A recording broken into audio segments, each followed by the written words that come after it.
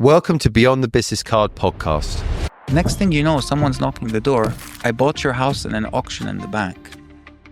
Get out of the house. My father comes, he taps my shoulder. He says, if you ever want to be on top of a company, you have to start at the bottom. I want to be an entrepreneur like you. He says, there are two hands on the table and many hands under the table that you don't see. Not everything you see is true.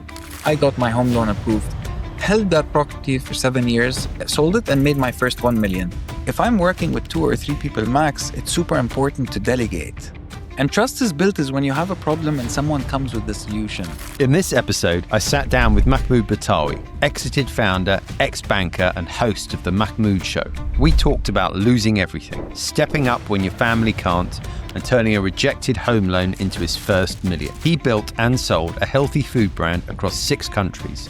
But the real story is what it cost him behind the scenes. This one's about survival, logic, grief, ego, strategy, and the raw truth no one tells you about success in Dubai. Let's get into it. And get them to create 3 meals under 500 calories each. And I thought the name was genius because I'm a logical person and the name made logical sense. I got the personal trainers on board, and that's kind of how we kicked off our marketing engine to creating under 500 to be a worldwide brand.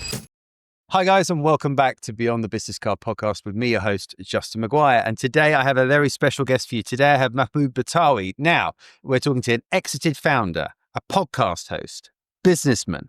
I mean, all 3 things. I'm very excited to get into this. I hope he's not going to be critiquing my podcasting skills today, but I want to hear the journey. I want to understand what's going on behind the inner workings of a business here in Dubai, what it takes to sell something. Mahmoud, welcome to the podcast. Thank you for having me, Justin. It's my pleasure. It's my pleasure. Now, I never give my guests good enough intro. I never do it justice. So please tell us a bit about yourself.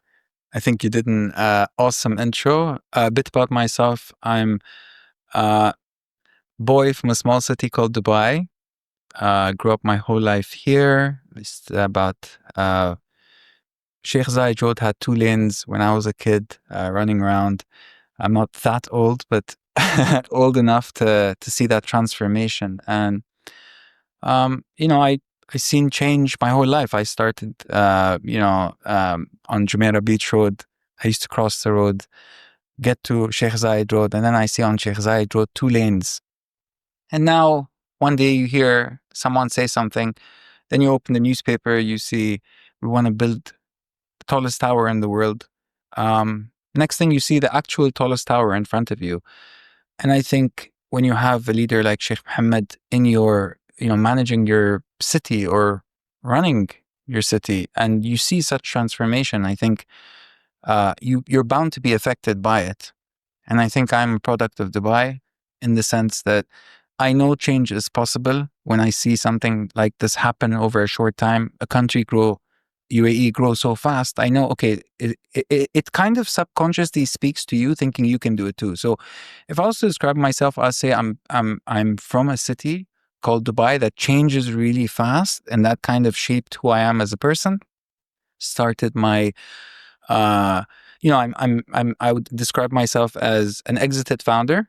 I had a business, took it to 6 countries, and I sold it. It was a healthy food brand called Under 500. I also have 10 years of banking experience. I happen to be an ex-banker, the boring corporate one that gives loans to companies, deals with, high net worth individuals kind of thing. So a corporate banker, exited founder. And I started the podcast recently. My podcast is to meet interesting businessmen, entrepreneurs, anyone that's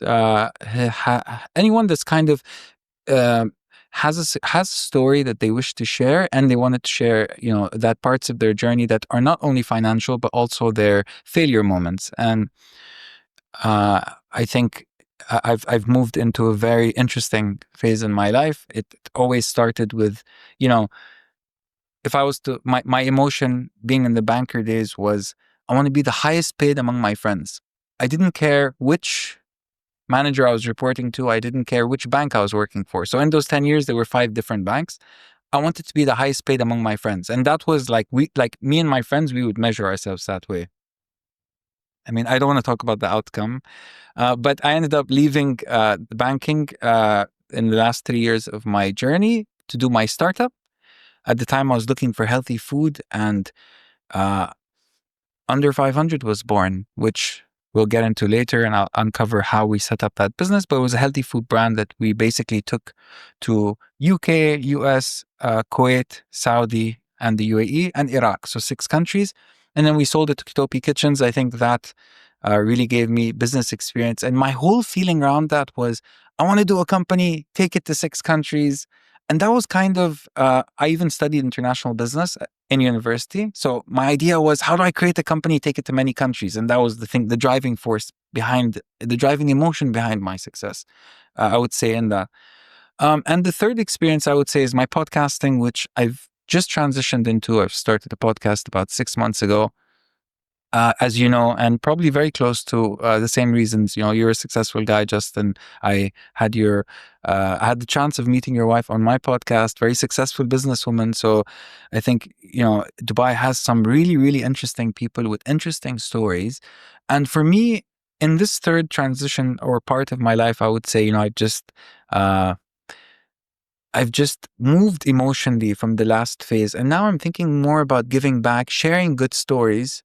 As you know, as a podcaster, it's not necessarily about the money.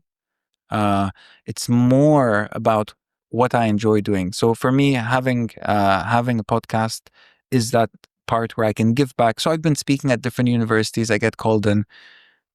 I remember being called in my first time. It was in COVID. I was sitting down at home, and I did my master's in this university, and I had sold my business right at the end of COVID. And in the middle of COVID, I get a phone call from the University of Wollongong, where I had done my master's. He said, look, we have a group of students and we want you to teach them online. And by then I had went to a couple of universities, speaking first year, second year, but this was, the group of students they wanted me to teach were masters of strategic management. And I was like, the masters of strategic management, people paying to study a master of strategic management want to meet me on a Zoom call in the middle of COVID. All right, let me do it. And that kind of validated the idea that, fine, maybe I have a business story. And that got me to think about storytelling. So I started focusing on my storytelling, and that got me to notice other people's stories, start writing about it on my LinkedIn. And then I realized, okay, cool. So people like interesting business stories. Like me, I'm not the only one. And it happens to be that, the podcast I do, I enjoy a lot. So I got into podcasting. I find it's my way of meeting some interesting people, and also doing what I love, which is sharing that knowledge with someone who would probably benefit. Like, I wish when I was growing up in this city, Dubai, that there was a podcast with all the guys in Dubai, how they made it. And more importantly, what things they went through that was really rough for them and how they got over it. And I think, when I look back and I think about all the things I've done, I think we get touched a lot in our life by the people that we meet.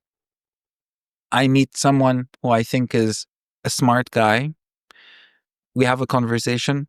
Next thing I know, he buys out our company. Next thing I know, his company is a unicorn, Kitopi Kitchens, and he's worth X amount. But because I had someone in my life with that experience, I now believe I can do it.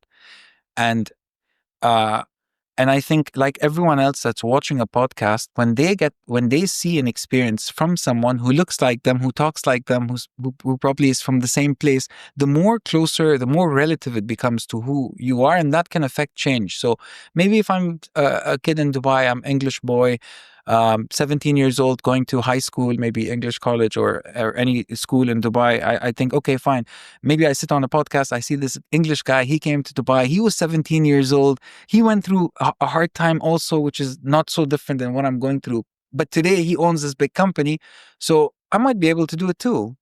And I think that's the kind of feeling I want to give to the next generation is, there are a lot of stories. It's just, maybe they need to be shared, and maybe you can feel through those stories that you can also get there. It's not like someone you watch in a movie somewhere else. No, it's someone in your hometown.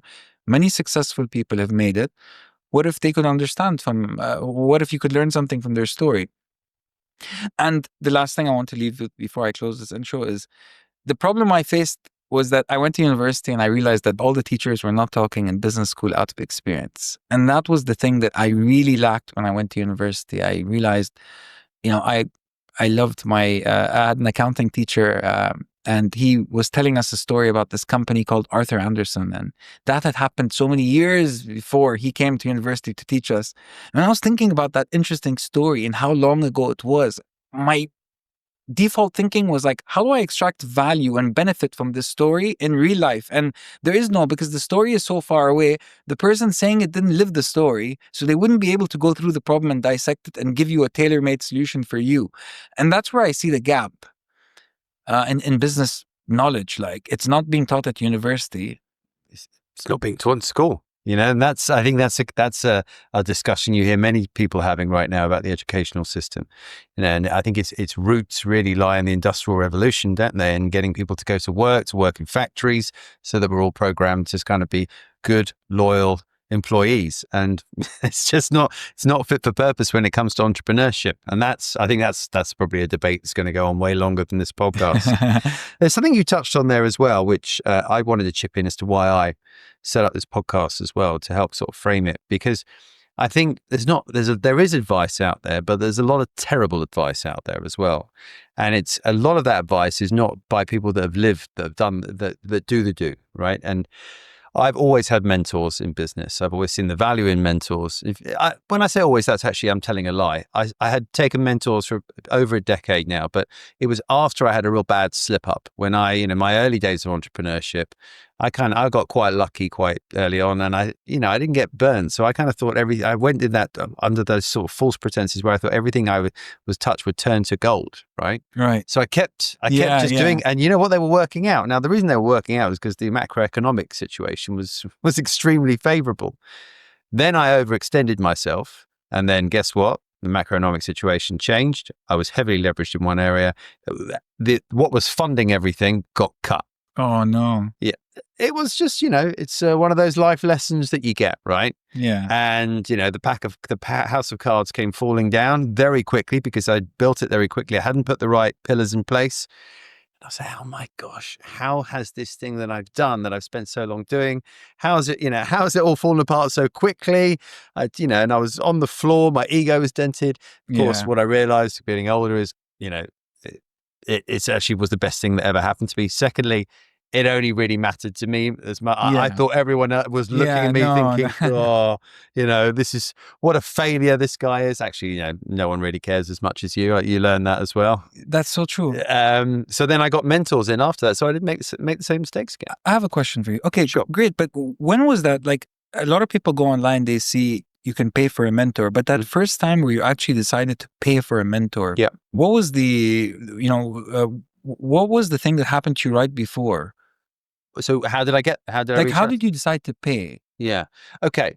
So like you, I know several business owners, right? And I just asked them, well, how did you know how to do that? Where did you get that advice? And it would keep coming up, though. It's so logical. I go, well, there's so-and-so that did that before. So I asked him how he did it, and he told me. Oh, right. Okay. That really makes a lot of sense. So you mean you sought out someone on exactly what you want to do, and you paid them to learn how to do it? Okay. How logical. And so that's exactly what I did. So the problem I had actually was running a recruitment business out in this part of the world, in MENA region. There's not a lot of people that have built and sold one before. In fact, in 17 years, there's one. So I had to sort of take my own spinner. I had to reach out to people that scaled businesses, but always kind of think, right, okay, how would I apply that here? And then have to challenge them on how I would apply it here. And actually, the only people I found had experience in the APAC region. And that was where I could see there were some synergies. And weirdly enough, that's how I ended up opening a business in Asia, because I kind of got to understand some of the synergies in place from talking to people. So that's how I did it. And then after that, LinkedIn was just a great tool for reaching out to people. Okay. Right. So, and you'd start seeing people sharing worldly advice. Okay. Well, and LinkedIn gives you the ability just to reach out to them. And of course, that was the game that I knew very well. If there's one thing I've learned how to do over the years, it's network, find people, and then LinkedIn. I couldn't believe how easy LinkedIn made it. Right. Yeah. So, I came from the old school of headhunters where, we literally had a little black book of contacts, and people would would want to hire me for their business because that little black book of contacts. Well, then that's gone now. That was online, Yeah.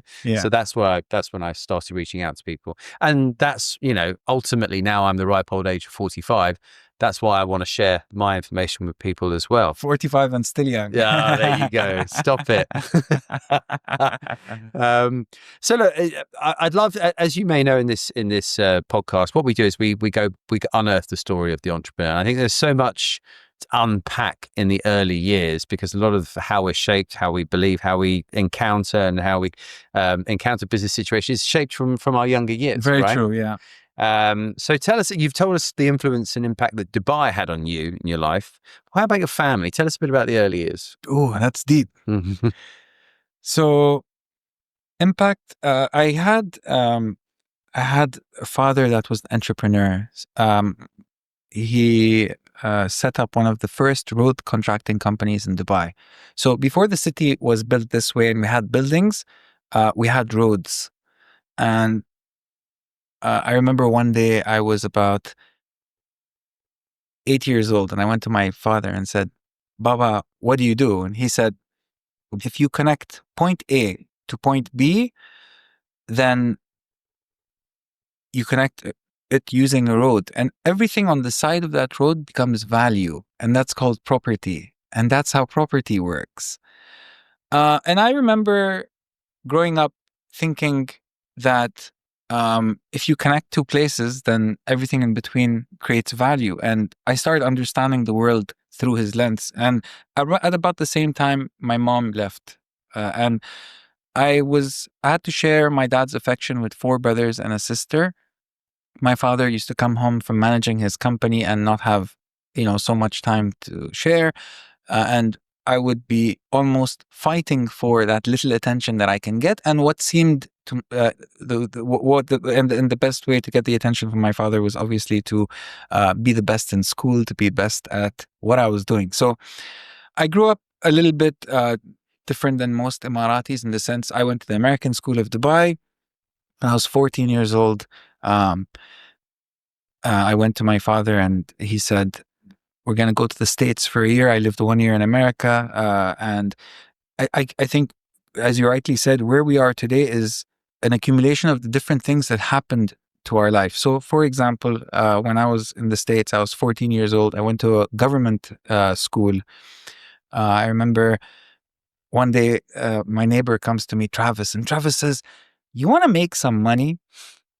And Travis was a troublemaker. I used to join him in trouble, and we were always up to no good. And I said, "Okay." And he says, "Let's go to a garage sale." And I remember thinking, like, what am I going to take to share at a garage sale? I'm sitting down, like my family don't even know what a garage sale is. So I went and took a few clothes that I had, my old clothes. I took a shirt from my brother and a pant from my other one. Took all these clothes, went to this long table and put it down and said, "Travis, what are we going to do next?"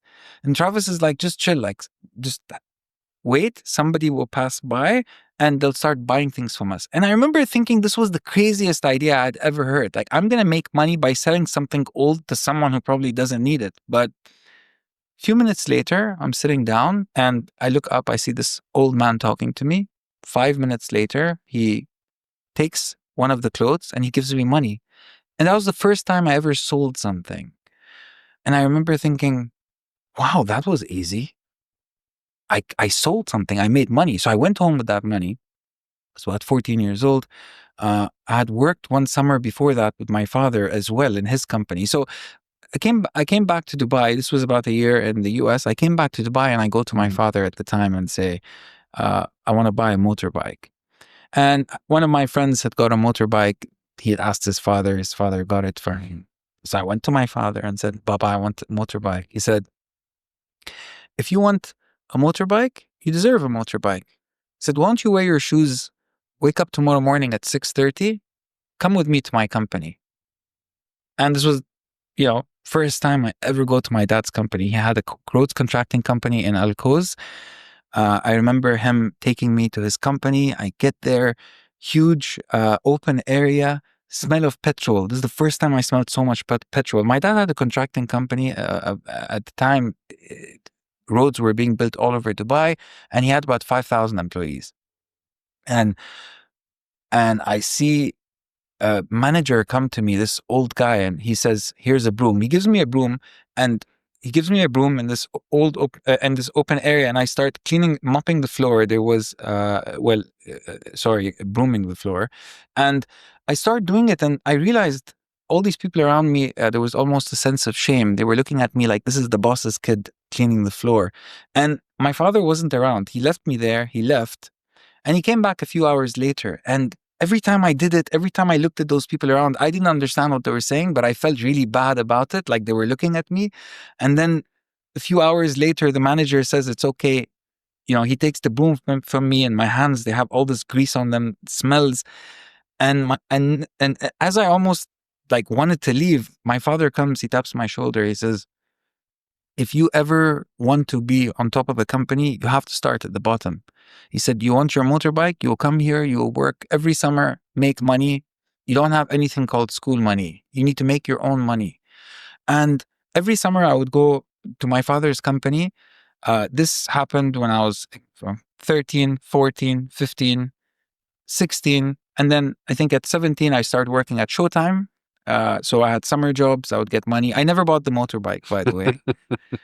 But I end up working in Showtime. I end up working in different part-time jobs in Dubai to be able to buy my first car, to be able to buy. So although my father had, his thing going on, he never kind of supported me in that sense financially. It was always, I had to get my own thing. And the conversation usually would be something like, when I was 19, I got married. I stood on my own feet. You're a man too, Mahmoud. And I wouldn't like to hear that from my father. So for me, it was like, how do I make my father proud about me?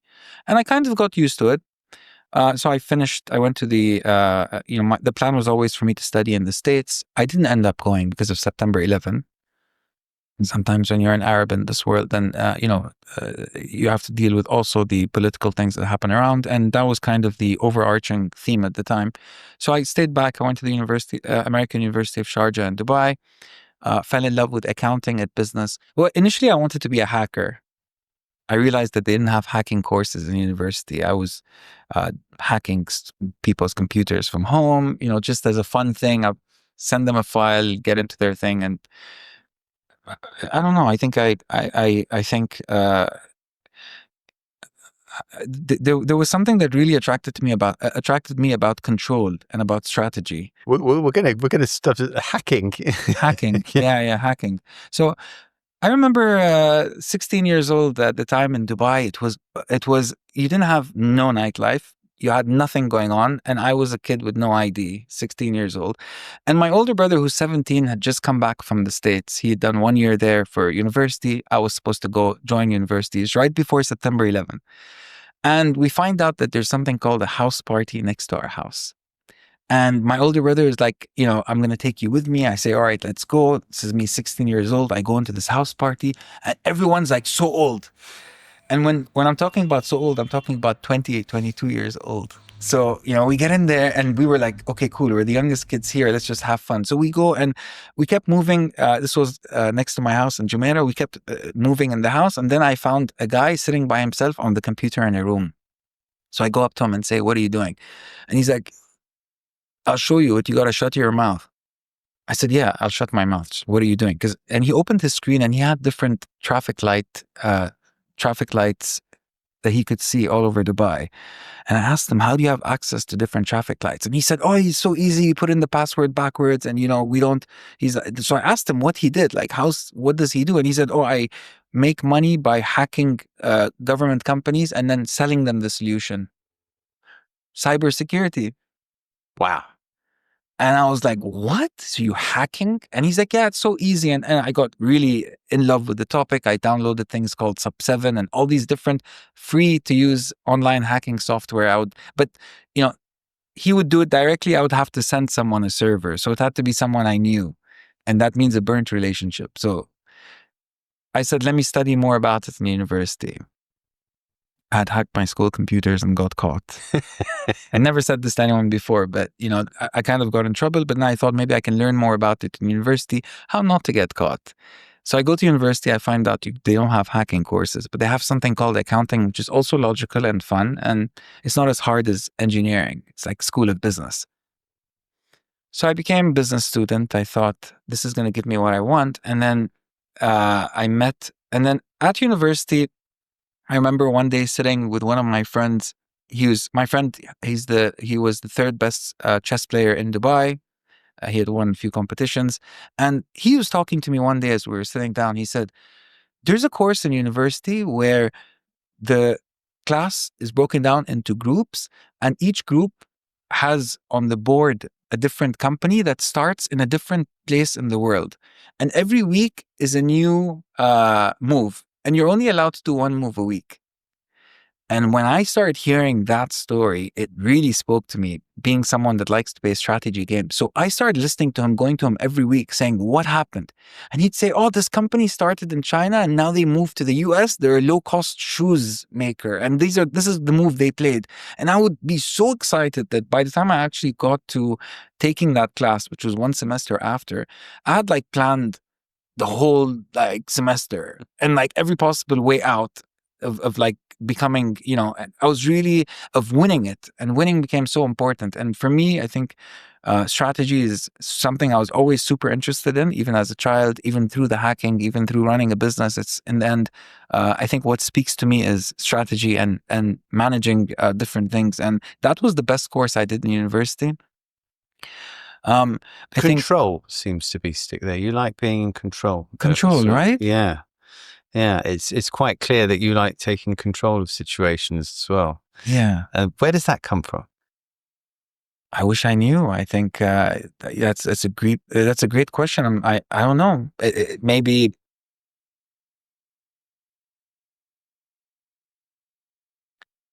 it's like if you get control, why do I care about control? Power?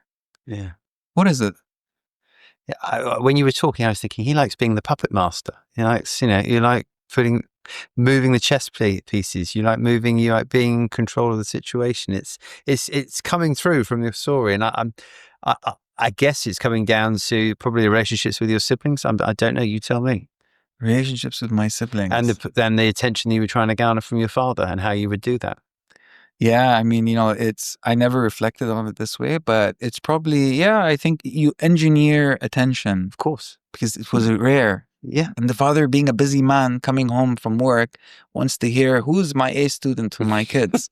When I look back now, out of so we were 5 kids that grew up with my father. He was a really busy man. He had never been to our schools before that we had ever gone to. And he came one time when they suspended me for hacking the school computers. So I got him to come to school. And the second time was for my graduation. There you go. So if I was looking back and thinking about what I wanted to engineer for myself, at least between my brothers, I had got those things that was your edge. That was my edge. I could get Baba to show up.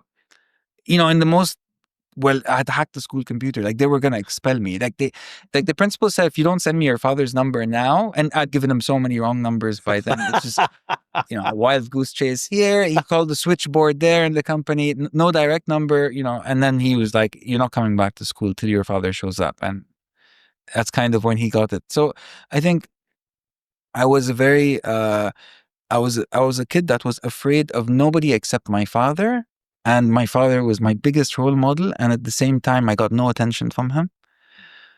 So I think that kind of drove me to the edge on both sides. And I think with age and with maturity came also respecting other people, not just the father. Mm. As a kid, I think I was conditioned to think that my father knew everything. He was the most powerful person. He was the most. In Arab society, you kind of are, but that's how I grew up. Yeah, I think as kids with our parents as well, there's a period, often where they're our heroes, right? We can think, well, they can do no wrong. And then as you get older, you realize that they have plenty of faults like everyone else, right? But the other thing I wanted to pick up on when you were telling a story, you tell it in an incredibly logical way. Now, there's part of me that thinks to myself, have you told the story many times and you made it sound logical? Or were you always or is it you're a strategic person? And actually, this is why everything's fallen into play, because this is how you planned it. I'm intrigued. What's the answer to that? I think my father would say really good stories. When I look back, when I speak with my friends, I realize that you learn, when someone tells you something logical, you don't really, if it does, it either clicks with you or it doesn't, but you don't remember it. Mm. What you remember is a story. And I one day went to my father and said to him, I want to be just like you. And he says, why are you saying this? And why are you up at 1 a.m. studying when you're supposed to be sleeping? And I said, well, I have this exam coming up and I need to work really hard so I can become like you. And he says, look, I'm going to tell you a story about someone who was working really hard in a company and someone who was doing nothing. And he said, the person that was working really hard asked the person what he was doing. And the second person said nothing. The person who was doing nothing asked the other person, why are you working so hard? He said, I want to be the manager of a company. He said, and then what? He said, then I'll be the CEO of the company. And then he tells him, so what? He says, then I'm going to be the CEO of the country. Like, leave me alone. What do you want? And the guy says, then what? He says, then nothing. And he gets agitated. And then the guy that got to the place said to the guy who was doing nothing, what about you? He said, I'm nothing now without doing all of those things. So I look at my father and I said, how can you say this to me? I've been spending my whole life to be like you. And I'm staying up at night to work so I can be an entrepreneur like you. And he said, you're my son, listen to me. He said, tomorrow you're going to work in a company. You take 1 month in the year off, and you take your wife and your kid and you travel somewhere. And I said, but why? I want to be an entrepreneur like you. He says, there are 2 hands on the table and many hands under the table that you don't see. Not everything you see is true. And that, at the time, I didn't understand why he was saying that. 2010, so we fast forward to 2010 now. I had spent 2 years working at National Bank of Dubai. And since 2008 to 2010, my dad had got no projects. His contracting company in debt. And I'm talking about millions of dollars. This was a severe downturn. Severe downturn. 2010, the worst time. And UAE contracting, obliterated. And my father had just died. So the person I respected the most just dies. And my brothers and sisters say to me, look, you work in the bank. You have 2 years of experience. Manage this debt. Deal with, not just deal with Baba dying, but also deal with this company that he's left. It now has 500 people. So down from 5,000 to 500 people, millions of dollars in debt, and no projects for the last 2 years. So zero credibility also. And I took over. Yeah, I had to do it for my family. It was, there was no other option. I remember feeling, I had 500 people that were there and they show up to me and, I did 3 things. First thing I did was try to negotiate with the banks to extend it over 10 years, the payments, because they were forced selling everything. Second thing, they sold their house, tough time. And the second thing was extending payment to the bank. Number 2, I spoke to the government to allow us to sublease, which was not being done in industrial areas. And the third thing I did was actually reduce 500 people to about 65, 75 people within 9 months. So I'd basically be sitting down in my office. A worker would come in and say, look, this is my, give me my end of service. Like, don't cancel my job. I don't want my end of service. I want to continue working. Don't cancel my job. And they would send their family as well to get pity. And I would say, look, this is your last chance to take the money. We owe the bank money. What money we have left in our account, we'll give it to you, but you need to be able to take it as end of service sign. You've been working here for X amount of years. You haven't done anything for the last 2 years.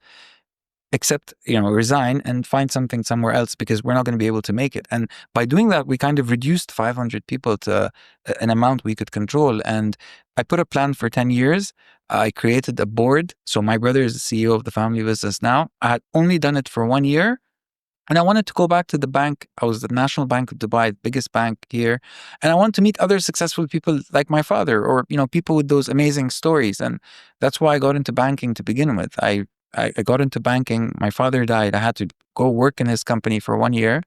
And then again, I was never dependent on his money financially. And then I found out it was all debt. So wow. You know what I mean? It's a crazy turn. That's a crazy story. I mean, look, I still find when people ask me what's the bit about the job I hate the least, right? And that's letting go of people. And I'm a bit of a veteran at doing that. I've let go of a lot of people. HR. Whoa, but yourself, like early stages of life, not only, and I'm sure, and forgive me if I'm saying this incorrectly, but perhaps you didn't quite know, I think you said it, you didn't quite know just how bad things were at home, right? So you're then thrown in, you're dealing with grief, you're dealing with the debt, you're dealing Justin, we're living here in a house, okay? Me and my brothers and sister, we're living in this house. Baba just died a couple of months ago. Next thing you know, someone's knocking the door. I bought your house in an auction in the bank. Get out of the house. And these are Emiratis living in Dubai. Wow. Yeah. Who's going to work with the bank now? Like sometimes you can't say no. Yeah. And that's exactly, how it went down. So when there's no other option, sometimes you are the person that steps up just to, and you don't, when you look back, you think that was crazy. I dealt with 500 people and I basically had to fire most of them. And that wasn't even something someone told me to do. It's just pure survival, like strategy. How do you fix a hole in a sinking ship? I mean, you must have had PTSD after that. I mean, letting go of that many amount of people, that's not nice, that's not, and particularly that period, where there wasn't a lot of options going then. So you knew when you were letting them go, even though you're saying, look, go and find something, reality is you knew it was going to be very hard for everyone. It was psychological, very tough experience for you, I bet. But I've been used to, I got no my whole life before that. So every time I asked my dad for a gift, every time I asked him for money, every time I asked him for pocket money, every time I asked him for money for school, to get a car, it was always no. And I think logically I was trained to get no as an answer. So for me, finding the right answer, which was at the time to let go of all these people, came after I tried so many other things. No bank would give us money to pay them. No, it's like running a startup and not having money. Yeah. It's kind of like you don't plan not to have money when you run a startup, but because you don't have money, you get all the right answers, which are failures that you continue until what looks like a product to someone else is actually a series of failed events. You never have, the full thing in front of you, like the full execution plan. So I kind of had to get the family out of it. 10 years later in 2020, we had paid all our debts. We now have second generation run family business. We manage properties for the government and, industrial properties. And we would have never got subleasing as a main activity if we didn't have a crunch. We would have never, everything kind of had to. Hindsight's a beautiful thing though, isn't it? Like logically, you can figure it all out logically, right? Yeah. A question I have about this period. Obviously, you've got you and your sibling. You're all dealt the same card, right? Did you step up? Like, why did all eyes go on you to step up and lead the charge there? And was that acknowledged by your siblings that you were the right person, or did you kind of have to vie for that?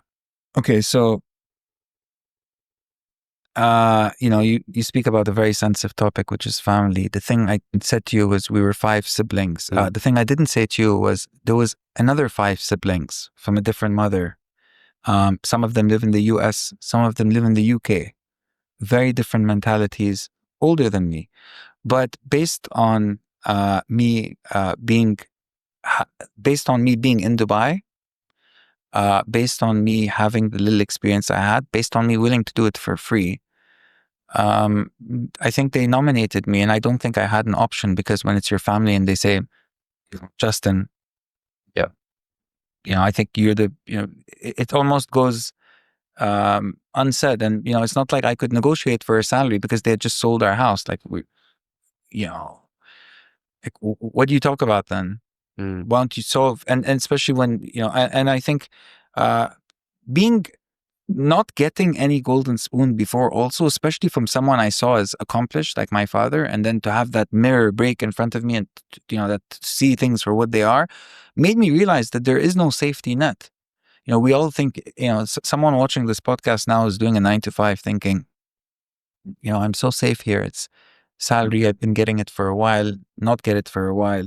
I've been getting it for a while, and this sounds safer than trying in the outside world. But the truth is, if your employer doesn't make money 1 month before he'll get rid of you the minute he senses he can't pay you.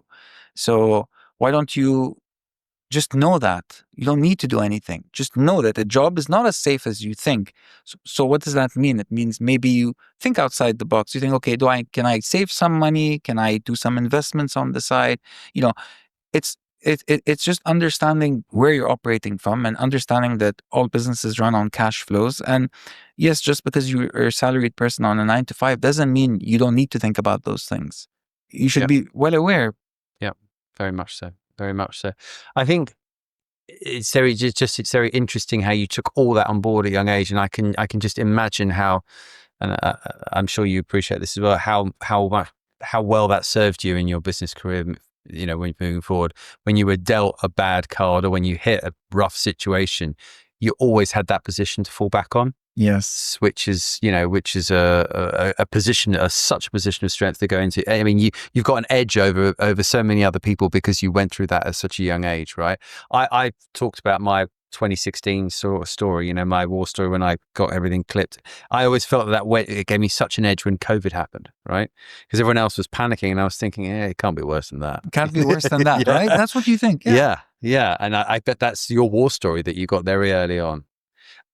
On top of grieving, which, you know, must have been so hard to do in the midst of all that. Exactly. Well. The grieving was the hard part for me. Yeah, because you went into business mode. Yes. But dealing with family is also very tough after the father dies. And, you know, so I don't want to get into all of that, but I think grieving is one thing, which people usually do on their own. But then when you have siblings, there's also all the unsaid things that come out. Yeah. And that also, you know, requires its own time to deal with. Like some relationships never get fixed after.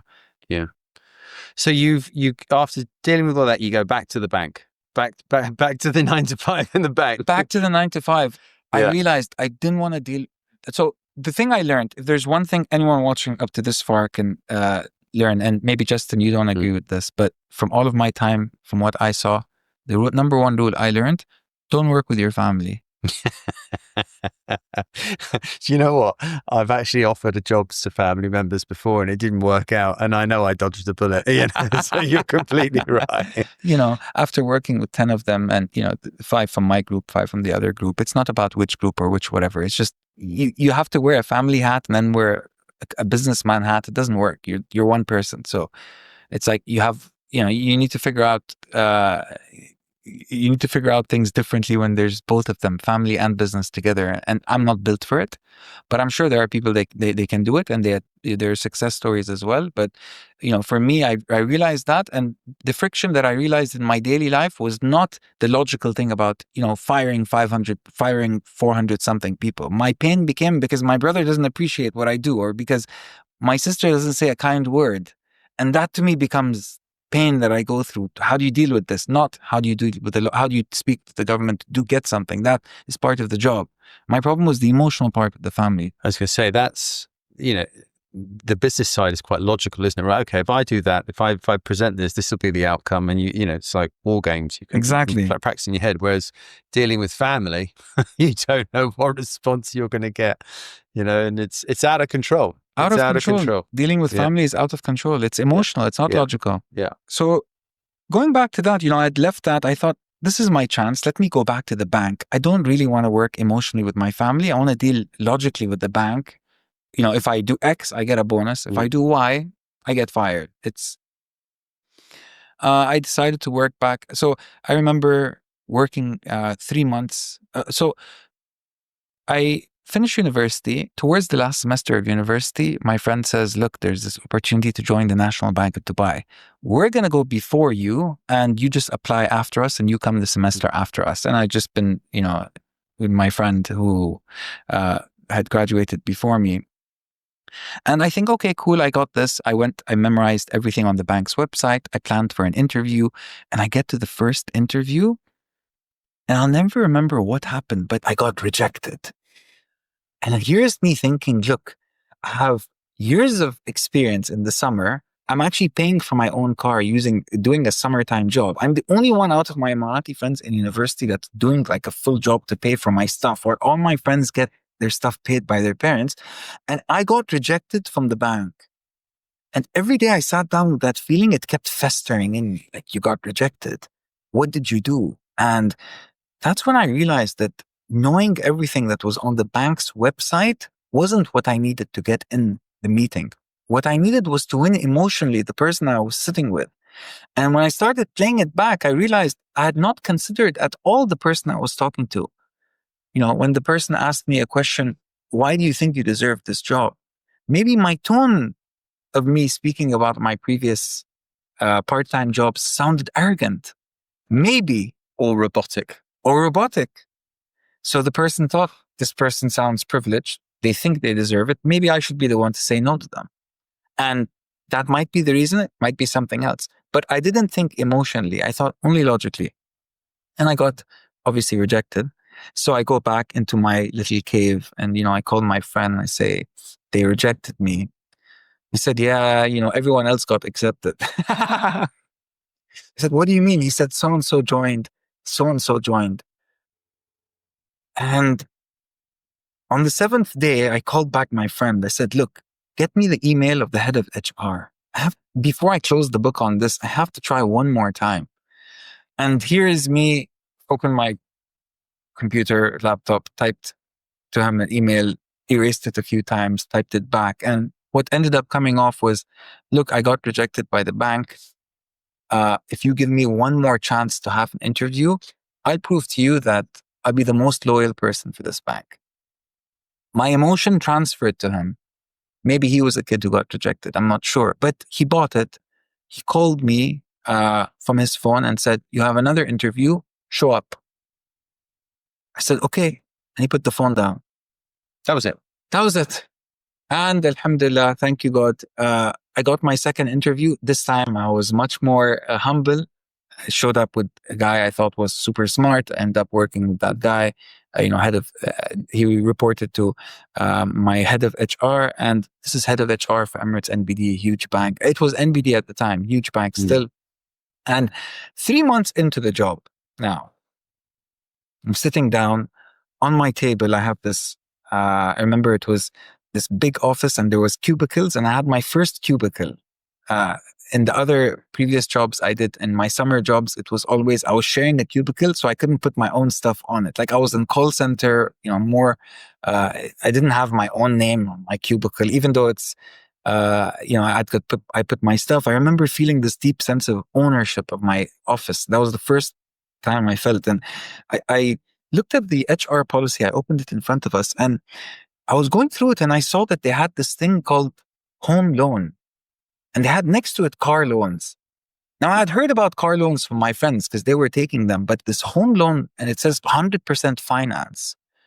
So I'm like, okay, I take the phone, I call my father. Baba, I'm going to buy a property.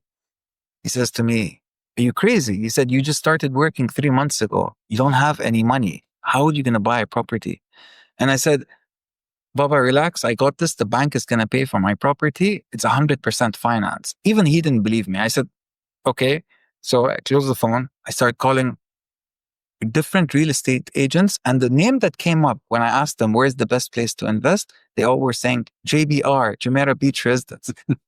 And this was the first time I heard about Jumeirah Beach Residence, which was new at the time. And I go back to my bank approved list of properties that I could buy. So I wanted to take the loan to buy a property, and this name wasn't on the list. So my first exception was that I wanted to buy a property using the bank's money without it being on the bank's approved list. Second problem was that I had only finished 3 months in the bank and I'm not a confirmed staff. So this loan doesn't apply for me. The third problem was that the payment of the installment was above half of my salary, and that went against the bank's policy. So 3 months later, I find myself back in front of the head of HR that gave me the first meeting. And I say to him, Mr. Hussam, he says, why are you back here? What did I not do for you? And I said to him, look, I don't want the car loan. I'm not here for the car loan.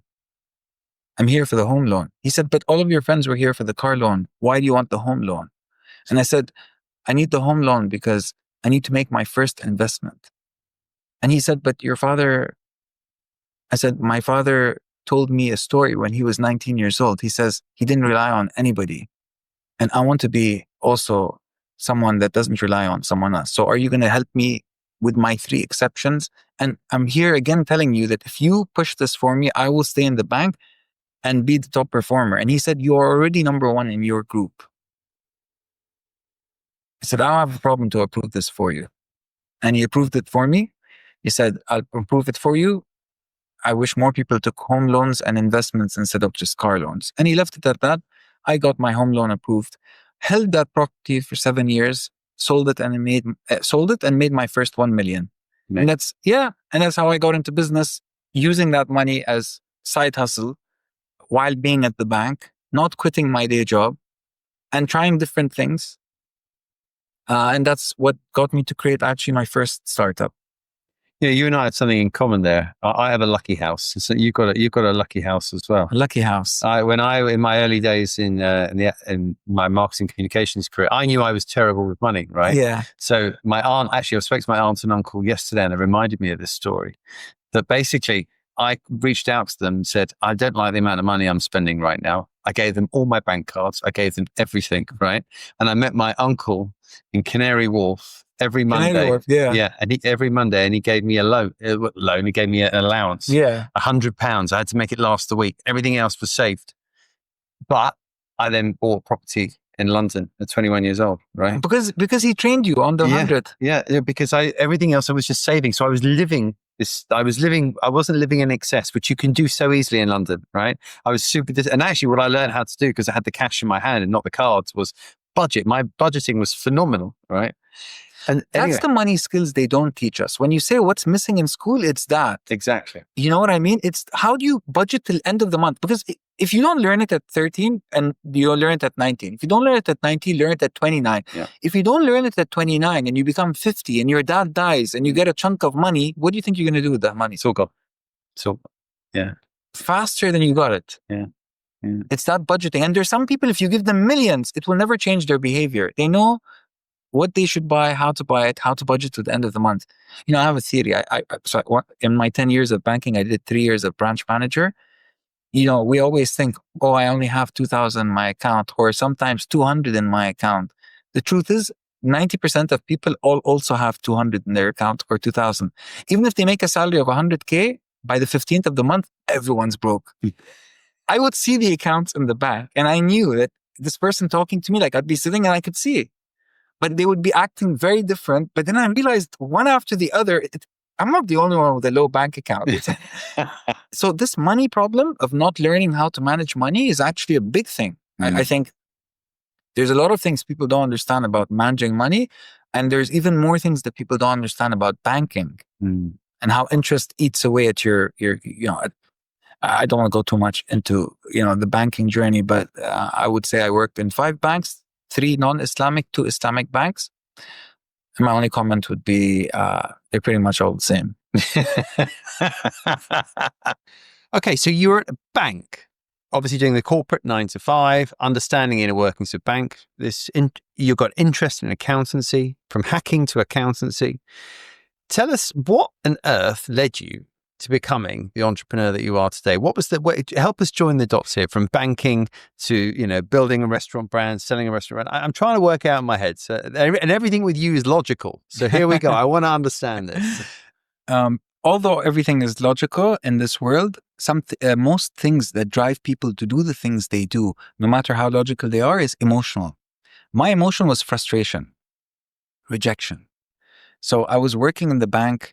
My dad had died a couple of years before. I'd done with that, gone back into banking, and I realized that I got liberated in the sense that it's time for me to do something that I didn't do before. So I obviously go, and like everyone else, I go search online, and I searched for different ideas, and there was nothing I could find. The 2 things that, seemed like I could do at the time was a barber shop or a restaurant. If you have some savings and you're in Dubai, this is about 2015. We didn't have much of a tech space here. I didn't know about tech. Yes, I knew about working in the bank, but this was a side hustle. While I was thinking logically about solving that problem, in my personal life, I had a huge problem. My problem was that I was trying to lose weight. So I was going to the gym and trying to eat healthy. And I kept eating at this restaurant next to my house. Now they had healthy food, but the food didn't taste good. And every time I went there and I asked them, uh, can I have it made like this? Can I have it made like that? They wouldn't really customize it for me. I realized that that was a pain in my life. I didn't know how to cook myself, couldn't find healthy food. So I thought, okay, let me try one of these meal plans.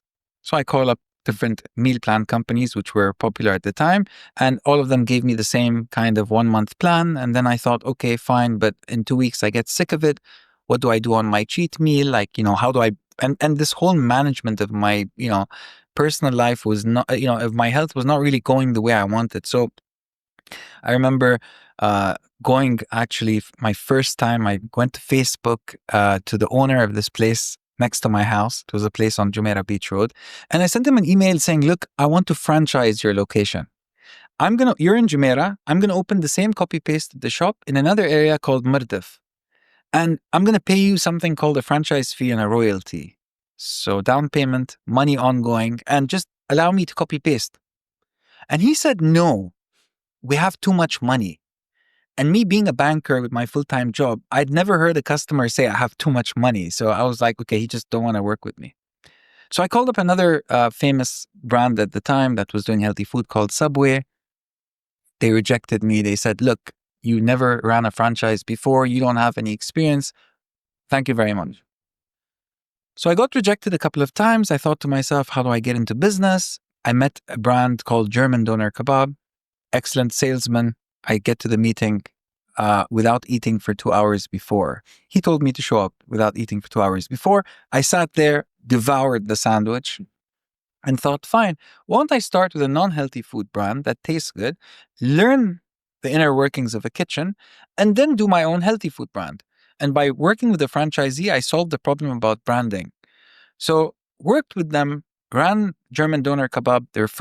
I was their first franchisee. I'd convinced the owner to give it to me, even though I knew nothing about franchising. I just thought, if he makes his money back in 9 months, and if this franchising means it's double up for me, like I make my money back in double the time, 4 years is still not a bad time to get my money back. So from a logical point of view, I decided to do it.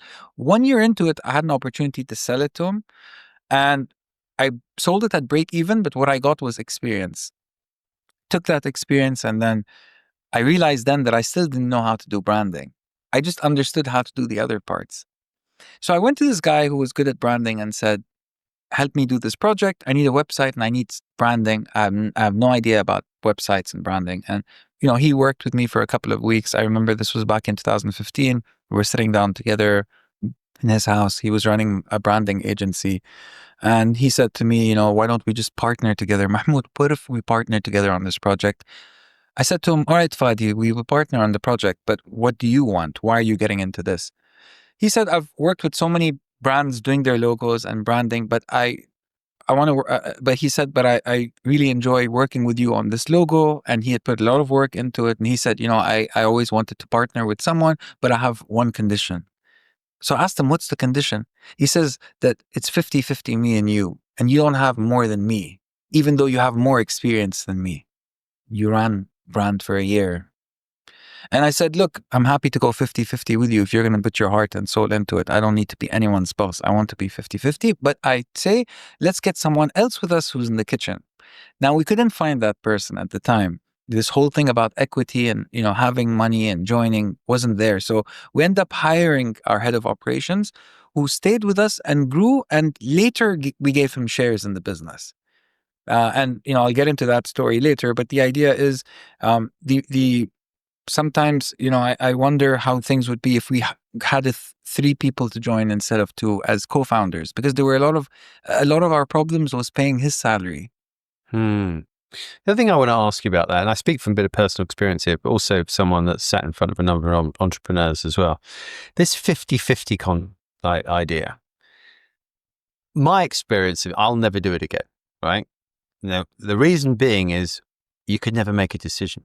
There was always, you ended up at loggerheads quite a lot. Things it was like what should have been super agile sometimes, our ability to make decisions fast. Sometimes we all of a sudden turned into an oil tanker because we had to sort of appease each other. And because we were 50-50, there was there's this constant game of trying to take, it just, for me, it just felt very slow and laborious. Whereas I've spoken to other people, by the way, who this works a dream for them. How did it work for you? That's a great observation. You're hitting the nail on the point. That's actually the one that most people think about, right? Like, how do we do it in a fair way? Now, if I was to look at things logically, so this is, since I launched my business and sold it, I sold it 2 years ago. I launched it 10 years ago. So 8 years together. Logically, I would say it works because now we are in a place where we sold our business. So you can't say it doesn't work. But emotionally, I would never do it again. And I say that because even though logically it worked out, when I look back, I realized that there's a lot of things that there's a lot of things emotionally that I don't want to do again, and I did the learning. But I wouldn't have got the learning if we weren't in a 50-50. And I'll give you examples. So I've run, let's just say, if I broke my experience down into 3, at the working at my dad's company, 500 people, working in a branch, 10 people, and then, so I'm working as a corporate or retail banking in the bank. I had 10 people at one time maximum. And then the third time would be in the restaurant business, I had about 60 people. If I'm going to compare all of these things, the common denominator with them is that at any given point, I dealt with 2 or 3 people max, me personally, my time. And I've realized that if I'm working with 2 or 3 people max, it's super important to delegate. But I didn't know this back then. So if I was a first-time founder and I just was winging it, hoping, to do something, and I needed to save paying salaries and group up with a group of people, I would say to go 50-50 because you have a lot to learn. There's a lot of times I didn't know when I ran my first business that it's only 2 people that I deal with. I know that now. At the time, I wasted my time dealing with a lot of people I didn't need to deal with. I didn't know how to make people accountable. So when I look back, it's crystal clear. There's only 2-3 people you need to deal with. You need to deal with, you can talk to everybody, but you're always going to have 2 main people. And those people that you work with, sometimes you don't find them with experience. You find them, sometimes your emotions let you see, don't let you see the logical part. So I'll give you an example. The 2 people that I worked with at under 500 was Fadi and Steve. Fadi was my co-founder. Steve was my head of operations. And I had an accountant and a marketing person who I used to work with directly, and at times, to my demise, do their work for them, which I stopped doing. But my point is, when I had Fadi and Steve to work with, and I remember that when I first met Steve, I felt off. But Fadi vouched for him, who was my co-founder. So I gave him a chance emotionally. And Steve and me became really cool friends. He ended up getting shares in the company. And one day after we sold our company, Steve managed most of the 60 people in the company. So I go to Steve and I sit with Steve and I say, Steve, we're in your country in the UK today, sold our brand, did really well. I have a question for you. I never asked you. He said, what? I said, what was your secret to managing 60 people in the kitchen in different countries and all from different nationalities? And you know what he says to me, Justin? Tony. I said, Tony? He's like, Tony is my guy. I said, really? He said, remember when I came to you, you met this guy and you didn't really like him? I said, Tony. He said, Tony managed everyone. I didn't even have to speak their language. So it goes back to the thing I was trying to say earlier, which is you need 1 or 2 people that you manage, that you trust to do the part. And trust is built is when you have a problem and someone comes with the solution. If they're there at the right time, something gets connected. It's called trust. And Tony and Steve had worked together before. So by the time Steve had come to the company, 12 people were already, well, he just got Tony, and then 12 out of 60 were Tony's guys. And Tony kind of ran the show there. And if something broke, he would call Tony. See, I didn't know how he dealt with his, neither did I bother. But what I knew is he had his stuff together. And to me, that trust, so it's trust, right? You only need one or two people. People think the guy that manages a company of 2,000 people is actually sitting and managing 2,000 people. The truth is he's managing 2 people, maximum 3. Absolutely. That same person has a wife and kids probably, or a girlfriend or a boyfriend, or also goes out on the weekend, also has, so you don't, the common assumption I used to have a long time ago was, 2,000 people, you must never have time.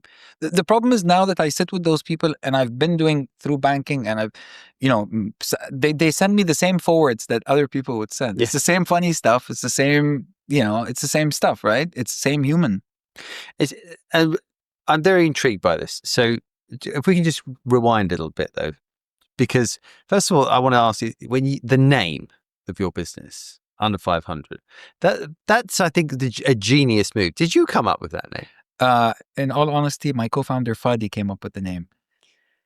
It's just so logical. Yeah, that's why. Yeah, he came up with it. He said 1,800 calories a day, right? Your average BMR of a human being. So if you go online, you put BMR calculator, age, height, gender, how many times you work out a week, it'll tell you 1,800 is the average.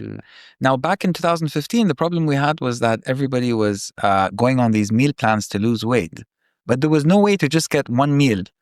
So Fadi came up with the name. The idea for me was, my problem was I needed healthy food. I needed something to get delivered to me or where I could go eat that tasted good. And the meal plans, too much commitment. The other stuff, the Subway and stuff, I know wasn't that healthy. Plus, it didn't taste that good. So we thought about how do we get the best fine dining chef we know and nutritionist and put them in a room together and get them to create 3 meals under 500 calories each. And plan it in a way where if someone, we did it in a way where if someone ate 3 times a day, it's 1,500 calories would be less than 1,800. They would be running a deficit and then lose weight over time, get hooked on the brand. I remember sitting with one of my friends. This was the first food tasting in my house. Fadi had come and we had sat down and we said, we'll show them the name and the food. And now we're sitting on the table. Most of my friends, they're Arabs, and we sit on the table, we sit on the ground, and we had these plates in the middle, and we put on each plate the name of the brand, which was Under 500. And then we put next to it a small piece of paper saying, how much would you pay for this food? Does it taste good? Does it look good? And I remember everyone commenting on the name saying, who the hell would put a number in a name? That's brilliant. I thought Fadi was the smartest branding guy I knew, and I thought the name was genius because I'm a logical person and the name made logical sense. But, Justin, they told me, save your money, don't do this. Mahmoud, they take me on the side and say, look, you're my friend. What are you doing? And little did they know. What are you doing? Seriously. And I was they're no restaurant has a number on the name. And Fadi and I decided to have another food tasting with personal trainers that got the name. And sometimes you need to change the people that you're sampling with because you might be sampling a product for someone that's not even your target market.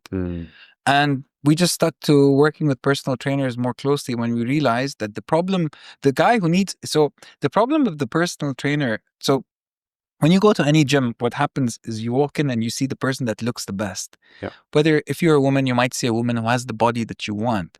You go up to that person and you say, how can I look like you? You might say it in a different way, hi, how are you? How long have you been here? But the thing you want to get to is, how do I look like you?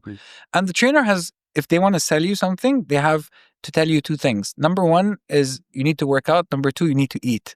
They know you're not going to stick to the workout, and the workout is only 30% of it. But the food is 70%. So they right away get you on a meal plan. The problem with the meal plan is it tastes bland. Yep. At the time, there was no other options. So we thought, what if we empowered the personal trainer to give you just under 500? They get the kickback discount for and they give you something to eat, and then you get hooked, and then you can graduate to go to a meal plan. We'll give you the meal plan or we'll send you somewhere else, but you need to try that healthy food one time. And top of the funnel experience was missing, basically, that we cater to. got the personal trainers on board, and that's kind of how we kicked off our marketing engine to, creating Under 500 to be a worldwide brand. Now, I remember in my office, your brand, you used to see it come in through the doors. So you did, delivery became a big part of your business. Yes. There. But you were also butting heads at the time with Cakeout, I imagine. So I guess you guys had a sort of a bit of friendly competition that ran through. Did you spur off each other, or tell me a bit about that? Very interesting. We had actually completely different businesses. When you think about it, I remember we were top of the funnel. We wanted to be the person that you could go to before you think about KCAL. So, we would have university students that thought about being trendy and wanted to go to, the gym, but they didn't want a hardcore commitment. And I remember I met one of the owners of KCAL when we started expanding to Kuwait and Saudi. I was approached by somebody who wanted me to find a deal with KCAL. So I reached out to owners of KCAL, and I'd met Mark at the time. Now, at the time I didn't know Andreas, so I'd met Mark, the co-founder. And the only thing I will say about that meeting is, well, Mark, if you're listening to this, you know this already. The thing I would say about the meeting is when I spoke with Mark and I said to Mark, let's meet, he said, yeah, let's meet in this coffee shop. And I said, okay. And what he said after is what made me understand his position. He said, yeah, let's meet in this coffee shop in JLT, neutral ground. And I said, all right, see you there. But nobody would tell you to meet on neutral ground unless they saw you as a competitor. Mm. So I never saw them as a competitor. Fascinating. I saw noise. Yeah. I saw a broken system. I saw top of the funnel that someone needed to connect with emotionally and then sell them whatever they want. And whether it's gym food, we had many brands. People only know Under 500, but we have gym food, for example, which again came out of a problem we had in Saudi. This was in the time of the Corona. I got on Instagram complaints from Under 500 Saudi saying, what is Under 500? 500 Riyal? So we said, what if we created... So imagine a kitchen where you have a chef and you have 180 sub-ingredients and you get an order on the screen and you put it in an Under 500 bag. What if you use the same equipment, the same screen, but you just created a new brand, which is actually a logo on a brown plastic bag, on a brown paper bag, and on Deliveroo it would be a new listing. And the same subset is just different, build your own, you try different signature items. And customers in Saudi loved gym food so much, which Fadi created the logo. It was just a picture of an arm and gym food. And by the end of it, by the time we sold the brand, gym food accounted for 70% of our sales. Wow. It overshadowed, it eclipsed Under 500. There are people in Saudi that probably know gym food and don't know Under 500 at the time. Okay. But Dubai people didn't know they know Under 500. So again, I think the way you A/B test your product, you A/B test the logo, because there are a lot of brands we launched where we thought the product was good, but the logo kept failing till we found the right logo to go with the product. There's an A/B test on pretty much anything if you think about it. That is fascinating. I mean, because I've only heard you talk about Under 500 as well. I did not realize that you had this large portfolio. So what did it look like then? The business from the beginning through to when you were sold it. How many brands did you have under? So we tried 15 brands. We 15? 15. So the life of a brand would be, if I was to say, we wanted to do Asai. At the time, it was something trendy. We saw this place pop up. And what we had was, we found a book that someone wrote on Asai, an Irish guy. Decided to fly him here from Ireland. We read his book, said, look, come do for us an Asai brand. And we said, let's A/B test the logo and A/B test the Asai itself. Now, what we realized, the problem in Dubai is that it's super hot. And if you want to deliver acai somewhere, the test is, can it hold itself after half an hour? So we even went as far as to listen to his suggestion and put what they put in mayonnaise in the acai to hold it together so the heat doesn't break it up. We tried everything. If we had to get 10 points for something, it's failing. And you get failing by trying. And each of those are 100x moments that failed. But, so the acai brand never took off. Because the thing that we used in the mayonnaise to hold the acai together gave people a stomachache, and they said it tasted different. So that didn't work, the SI brand. We tried another brand called a burger brand called Propaganda, which again, very, controversial name. That was the name, the A/B testing. So how do we A/B test? Imagine you open Deliveroo, you find a new brand, it's 50% off, you order it. That's the A/B test on the food. If your complaint is on the food, there's something wrong with the food. For example, big complaint, it doesn't reach you the way it looks in the picture. Mm-hmm. So it might be a preparation issue. It might be too many steps. We've canceled so many products because the number of steps it takes to make is too long and a noob can't do it. It needs to be a product that a noob can do. Yeah. You know what I mean? There's no point doing something someone can't replicate. It's a masterpiece. A chef only himself does it.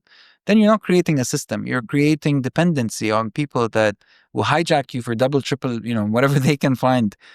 Gotcha. Aside from launching brands that didn't work out, what else was the most challenging part that you found in growing that business? It's a great question. I think getting people to trust you. I think there's a lot that, there's a lot that you see somebody and you see 3-4 years in advance and you know that they just don't see it. And I think that's the same thing that actually gets you to find people that align with you. Is if you see somebody and you speak with them and you see that them and you are looking at the same future together. And I think the future is made by people looking in the same direction together. If you don't see it and you don't write it down, you asked me a great question, but I can, I had this guy, it's just, I think, the courage to say something and then to actually say it. There are a lot of people that have things that they didn't say yet. So forget about write it down. If you say it and then someone agrees with you on it, you have to agree that that's reality being formed. Okay. Like I had a guy on my podcast. This is way off topic. I had a guy on my podcast the other day. He says, I want to become the first minister in the GCC for crypto. The fact that he said it, you have to agree that that's reality being created. Because when someone looks back in the future at that video, that's part of reality. Yeah. And if he'd never said it, it can never happen. Very true. So I think someone who can articulate what they want is the first stage of reality. They realize that I'm going to say it and put it out there and I don't have the answer yet. There is no in the world. But if I say it, so I realized that I met one person at some point that I thought was other people were saying that he was crazy. I met him, he said to me, I asked him, he asked me, what are you doing? And this was the CEO of a company, small company at the time. We were much bigger. It was called Kitopi Kitchens. Yes. He said to me, what are you doing? I said, I want to create a global brand. I had a father that was an entrepreneur and he was a bit tough on me and he didn't live, he passed away and I want to prove that I can create a global brand. He had a local brand, in Dubai. And he said to me, I said, I'm studying my master's and I have this company and that's what I want to do. And I said, what about you? What do you want? He says, I also had father that was a little tough and all of that. I said, okay. And then I said to him, what do you care about? And then he wrote to me on WhatsApp, just 2 words, said, global domination. And like when someone says that to you, you're like, what? And then you realize this is somebody that is not actually so crazy. This is someone to someone else that looks crazy. To me, it sounded like, wow, someone's speaking what I'm talking about. So how do you create a partnership with somebody that speaks the same language? So you lift each other up then. Because they need recipes, you need expansion. One person has capital, one person has recipes, and you kind of work it backwards. But the first thing is for someone to say what they want. You need, there's a lot of people that have this thing also with posting online or posting their thoughts. They're scared that if they say it, it might become true. They're scared of what they say might become true. And that's the craziest thing, for me is, why don't you just say it? And then it might be, you have to say it and you hope that someone sees it and make that reality with you. You can't be scared to say it. There are a lot of people that dream things, but they don't say it. They're still dreaming. Yeah, there's a lot of people that don't even really feel that they're worthy. The imposter syndrome element that I see a lot of people, like what prevents them from taking that step, what prevents them from trying to give their dreams a go. I mean, it's nerves, it's fear, it's imposter syndrome I see creeping so many people. What I want to ask you though, as an exited founder now, is in that journey that you went on, obviously you've alluded to meeting the gentleman from Kitopi. What when did you sort of decide you were going to sell, and how did that all go about? And where did you build the business with a view to selling it, or I'm intrigued to understand that. It's a great question, Justin. I didn't know much about tech. I got to a place where I started understanding more about tech, and I remember sitting in the boardroom, sitting with my co-founder sitting next to me, and we are now sitting with the Kitopi guys. We've been working with them for 3 years, and we finally got to the point that we were thinking they might actually buy our business. I remember feeling so anxious that my leg was tapping under the table, and I was hoping that the CEO of Kitopi and the others didn't realize how excited I was so I could get this offer. And while I was sitting there waiting patiently, they started talking about the thing that I've been waiting for 3 years and building with my team. And they got to the stage and they spoke about it and they offered us. But the deal wasn't signed then. The deal was signed many months later. The thing that I realized and why I decided to sell my business was that if you have, I read a book by Peter Thiel, and it talks about all companies are tech companies or marketing companies. And what we had was a marketing engine. And we realized that I realized that I wanted to build a tech company. And I had a co-founder who was doing 50-50 with, and he also wanted to build a different kind of company. We both sort of wanted to build tech companies as opposed to just a marketing company. I know it was a restaurant business, a multi-brand holding company with a restaurant business, but the vision of having a tech company where the valuation didn't depend on how much money you got, but it depended on the technology and the algorithm you had. And that's kind of the shift where I saw it. I saw Deliveroo, who we sold through, and then I saw us owning the brand, and I saw Kitopi, who would make the food or branches. And in the whole structure, I kind of wanted to level up or own the technology. I didn't own the technology. And that was the kind of thing that I actually wanted to do. And that's why we decided to sell the brand. It's not about, people say it's about getting money, but I never did the brand to make money. I got money as a product of executing something well for myself and others.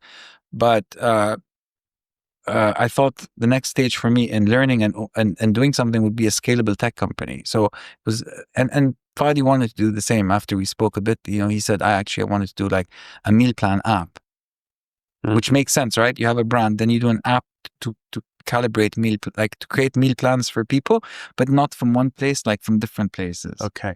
So the offer came and you realized it was the right time because you wanted to, they felt like the offer came. We didn't accept it for a few months until the tech part clicked. Yeah. Until we both felt that we wanted to do different things in different directions and tech, but we needed money. And now I had raised money. So my friends, when you do a business and you're successful, your friends will come to you with money. The money is never a problem. But then you want also to have your own skin in the game. And when your heart is in a tech company, you don't want to be running a non-tech company. So just so I've got it clear, they inquired about buying your business. You then held off. You then turned your business from a marketing business into a technology company. I would start thinking like a tech person. My YouTube was all tech companies. The things I was looking at were more tech. And I realized I was running a marketing company, not a tech company. And when you sell food to someone on Deliveroo has the customer details. Understood. You become just the supplier of a brand. So how did you change that? Sold the company and decided to do a tech company that was the Deliveroo and would create would basically tie up with restaurants. Wow. So move up the chain, basically. Yeah. Sell, take the money out, and okay, and try and do that. Okay, and how did that go? I tried it. I learned I learned a few new things in that business. It didn't go the way I wanted it. I failed. I say I failed because I learned that. I say I failed because it didn't get to the place I wanted. I remember in 6 months feeling a bit off with the project. The numbers weren't adding up. We launched the app. So I wanted to do a tech company. I raised money for it, used my own money as well. 6 months into it, I felt something was wrong. I went to my co-founder, a South African guy, and said, it doesn't match up. Like, you were supposed to meet 85 personal trainers and get data on them. And based on that, we built the app. But they're not accepting the app. There's something wrong with it. And I said, show me the data on the 85 personal trainers. Like, where's the Q&A? Or what did you ask them? We agreed on stuff for you to ask. Turns out he hadn't met any of them. he just wanted to build an app his way, and he wanted me to fund it, basically. Okay. And when we launched the app, the personal trainers didn't like it. We were so much in the hole with like money we invested in the app that it made no sense to fix it, because you'd spend the same time developing a new one. The partnership with him didn't go so well because he was dishonest. And it goes back to me again, and it made me realize that the most important value, more than skills, more than someone who has something that you don't have, is to agree with someone on values. And that's why you shouldn't co-found the person with the smartest. You shouldn't co-found the company with the smartest person you know. You should co-found the company with someone you trust. Yeah. You can always, someone can be stupid and become smart if they put enough time into it. And I don't say stupid like everyone's born stupid. We don't have answers. You acquire knowledge and you create a skill. Like right now, me and you, Justin, if we have a problem, the problem is, I don't know, build this bookcase, build a copy of the bookcase. Maybe you can do some carpentry. Maybe I can do some painting. And we can work on different skills. Maybe I can learn painting. Maybe you can learn carpentry. But if me and you don't agree on values, if you think you should be working 8 hours and I don't work enough because I work 2 hours, and there's a conflict of value, we're not going to be working together. Regardless if you can paint and I can, we're not going to be happy with each other. We won't enjoy our time together. But if it's opposite is true, if we didn't have those skills and we still had to learn it, but we enjoyed working together, we can find out where do you get a brush, where do you get, and work the answer together. It's quite interesting listening to your story, because everything up until the 500, it makes logical sense, right? And it's playing like, you're okay, this is what I need. I'm looking to lose weight. I can't see this in the market. You've opened up this brand. You've then gone into business. You've tested. You're working closely with your business partner. It seems to me this is the point you got a little bit carried away. You got a little bit, you suddenly decided, right, I'm going to go into tech. But didn't sound like you have a techie with you. You didn't sound you haven't got a techie background. You took a punt. And it's a slap in the face of reality here that things have worked out, things have gone well, everything's made logical sense.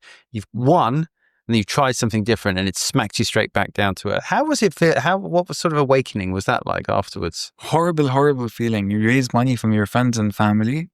You put your own money into it. But, with friends and family, people always forget the good. Hang on to that little bad thing that you did. And your company did. No matter what legal stuff you signed together, that emotional part never really recovers. And I learned that never raise money from your friends and family. It's like offering a food tasting to your friends and family. They never give you the right feedback. But what if you told someone to pay for that food tasting and they told you, no, this food is trash? That's real food feedback. But if 1 in 10 people pays you and that 1 becomes 2, that's a real customer. So why isn't fundraising the same way? What if I went and didn't start the project until I raised funds from real people? My friends and family were running to give me money, especially after I exited, right? But that was the exact problem. They didn't ask the right questions. So if you go with a better investor, you might not get the money, but learn that what you're doing is wrong. What year did you do this? 2 years ago. So that was a very tough time to raise money in the startup ecosystem, and that's when there was I say this because I got a real reality. Our Asia Pac business got smashed by Silicon Valley Bank.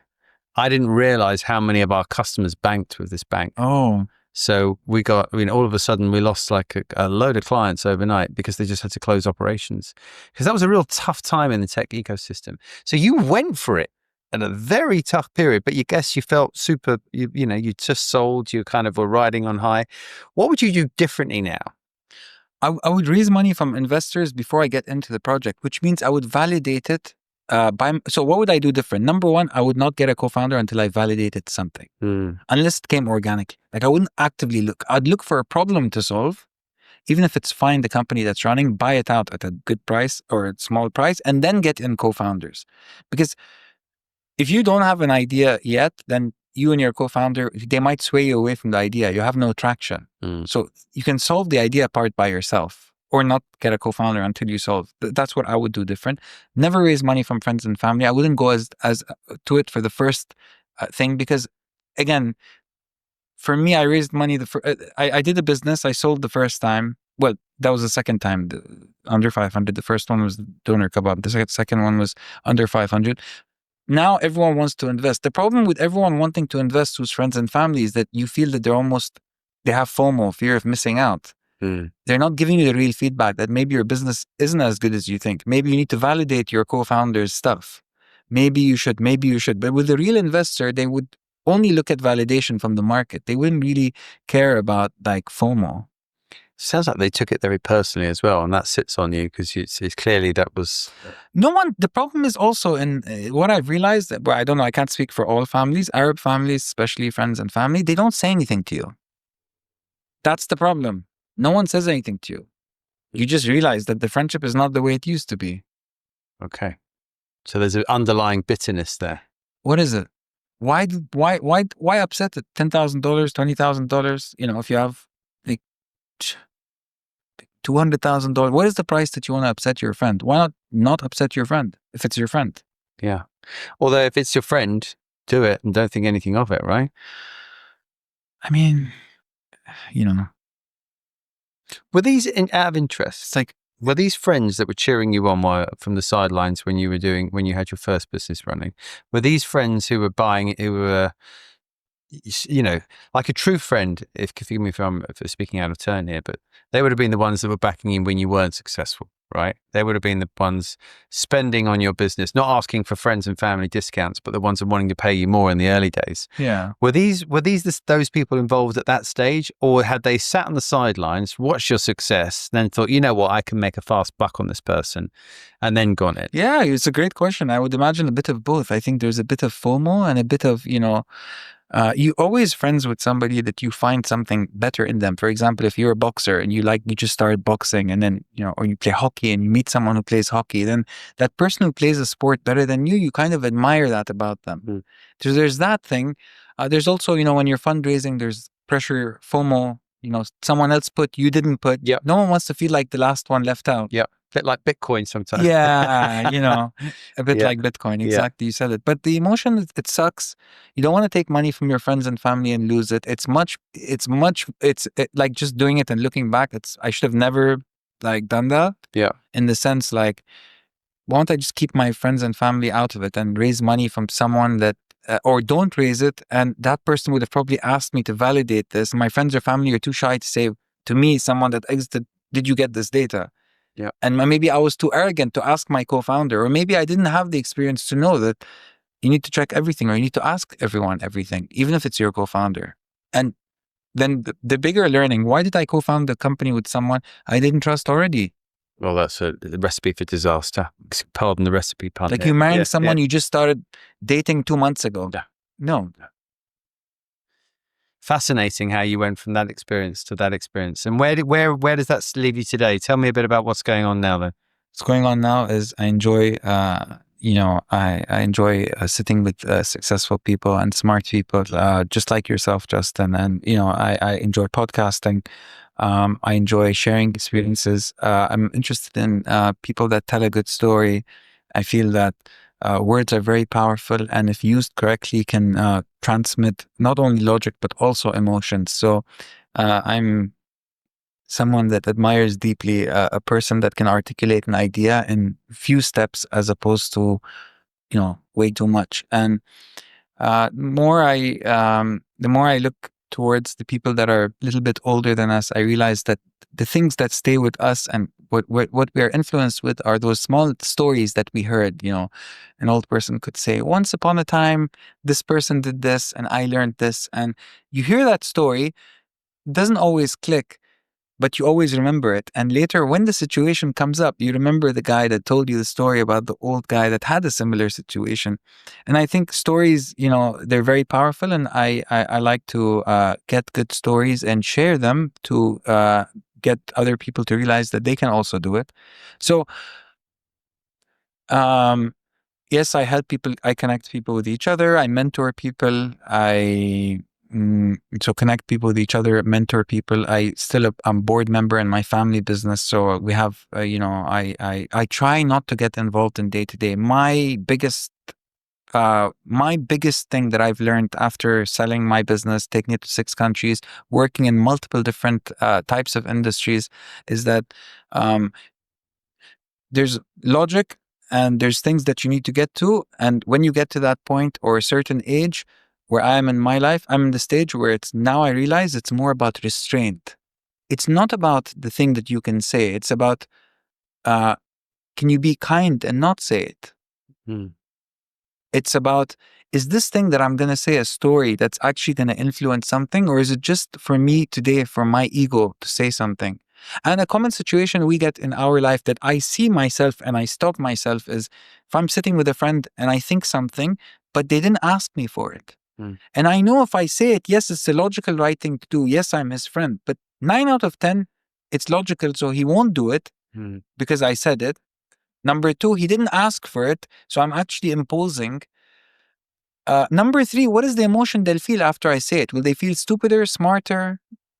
And it's not doing any of those 9 out of 10 times. It's just he said something, now I need to say something, and to fill that gap of silence, I'm advising him. What if I said a story that'll stay later and click at the right time? And I'm more focused on restraining myself and coming back the next time with a story that it doesn't even have to click now. When I look back at the things I remember from my father, the person I really respected, is these few stories he told me at different times, they clicked with me now. Like, now I know why he told me, take a month off in a year and don't start your own business, because I saw what happens when you start your own business. I had 7 years of no weekends. How long is that sustainable? It's great, but I now understand the argument and it will stick with me. You are going to be a Gandalf that many people will talk about. You'll say things, that will sit with them for a long time. Right? And you're thinking about that. It's very interesting that you're thinking about that a lot. I also think as we get older, we learn what to say no to a lot more. Exactly. And that's become very powerful. Like the old me would have said yes to everything and been like a rat up a drain pipe with all sorts of things that I, get involved in. Whereas now, maybe it's because I've been burnt, because I've been through business a long time, and actually because of what I've learned about relationships, be those friendships, business relationships. I've learned about what I want to get involved in, what I want to spend my time involved. Last question I've got for you though, is there another business brewing underneath all this? That's a great question. I think, you're an entrepreneur, I'm an entrepreneur. I think we are always saying no to ideas with an eye out for something. What is that thing? And I think the future holds that. I think I don't have that clarity yet. I think I catch myself now, don't do it. Think. And I do a lot of research, and I think it's a very challenging thing to sit also on a podcast and see people with so many great ideas. I'm sure you felt it too, that everyone you meet, you think that's a good idea. I should have thought of that. I should do that. And I bet, probably a couple of days after someone leaves, you probably think about doing that thing. And then you meet someone else with an idea. And that's kind of the paradox, right? But I think that we're entrepreneurs, and I think at the end of the day, there's going to be one thing that drags you completely away from you find yourself in it. It's not like you think about it actively. You find yourself obsessed, and the feeling, it's like the idea needs to take you also. It's not about you finding the idea.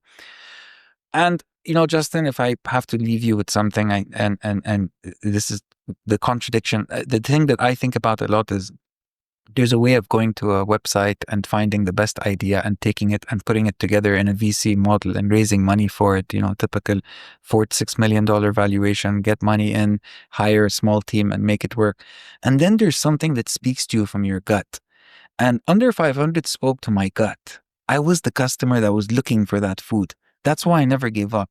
I did 5 businesses after I sold it. And for some, the last one I told you was the co-founder issue. There was 4 other ones which I invested time and money in.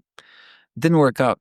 But when I think about it, what was the difference between the failed businesses and the successful group of brands? Was that the place I started, the successful group of brands of Under 500, was a place of hunger to get good food to myself. Solution for me. The other ones was all money driven. So when I look now at an idea, I also try to see what does my gut measure, not just logically, because there's the logical part where you there are projects that make money. If you're going to ask me logically, I'll tell you, okay, you want me to start where, 15 years, space. Why do I say space? Because if I think, what do humanity want? I think now, yes, everyone cares about data because the GPT model cares about how much data is in it. You have a law firm, I have a law firm, I'm a startup, you have 20 years of data, you're ahead. The next war will be on water. Why? Because we're all living on the coast and water is actually a scarce commodity. In the Middle East, if water stops for a week, we're done. Water is there, just we don't talk about it. What about, fine, Earth goes to hell, there's no water. Space, 15 years from now. And I can, tell you that different people that I've met who, I met co-founder of a company in India who has 20,000 people in his company, a food aggregator. And he said space is the thing to invest in now. I have another guy so I have different people that want to invest in different things. And based on the news I'm seeing, I've kind of said, this is how I see the future looking. So you can build a business backwards based on the future, based on logic, or you can see what really speaks to you. And I think that's the thing I struggle with is it's not about finding the right business plan. It's how do I feel about that business plan? Will I stick in when it doesn't make money? You need a purpose-driven business. That's what you need to have in some respects, what you've said is you lost, you didn't follow your purpose on these last businesses, and therefore you didn't have the passion in it. You didn't have the belief in it. Whereas before you did, because you knew it served what purpose it served. My food. Yeah. Like, how am I not going to eat? Yeah. Yeah. And you knew the fact that you were the customer, that yes, you could always fall back on it. Doesn't taste good. It tastes good. Yeah, exactly. I could always fall back on it. Like, this is for me. It's not for someone else. That's a very fascinating point to leave us with. Thank you so much for sharing your story today. Thank you for having me, Justin. You're a great podcast host. I hope people listen to this podcast. They get value from you, from your guests. And,